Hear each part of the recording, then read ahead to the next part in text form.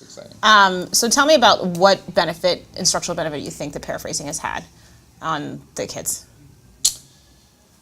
So, well, I think it's actually having a couple. One, it's making students metacognitive about how to build a discussion. So the idea is that when you're paraphrasing, not only I'm not throwing something new into discussion, I'm listening to what you're saying and I'm building this argument on top of what you're saying. So I kind of imagine it like a house of cards. So each additional comment, although maybe like a house of bricks, I guess. Yeah, ideally it's not a house of cards. Yeah. Each additional argument is building towards this, like, not one understanding, but at least a deeper understanding. Whereas when they're not using habits of discussion, it's like, here's a point, here's a point, here's a point, here's a point. Like a scatter plot of points. Exactly. Mm-hmm.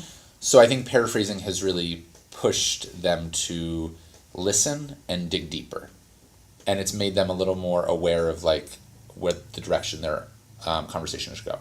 What I think it's lacking in is that it's still very much, there's only one type that we're pushing them to do in terms of how to paraphrase, and we're not pushing them on, like, listening to, so what is your response missing? They're so focused on the main idea that they're not paraphrasing, like, so I hear you're saying that Leslie is a nonconformist because she wore, ripped jeans to school. Mm-hmm. And I actually want to push you and say, why was that being a nonconformist? I don't understand. And so the idea is that explanation needs to take into account that during that period, girls were wearing dresses, and especially in the rural community that they were in. So I think that it's getting them to think deeper about an idea, but not about how they're arriving at the idea. So it's getting them to listen to each other, but it's not getting them to evaluate each other's ideas. Yeah. Okay.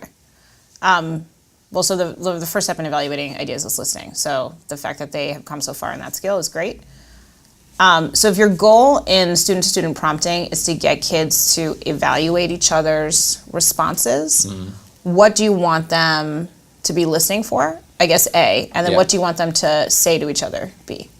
What I want them listening for, to make it really simple, I want them listening for textual evidence, and I want them listening for where the additional background knowledge, schema, where their additional background You knowledge want them listening for evidence, and you want them listening for the pulling in of relevant schema. Yeah.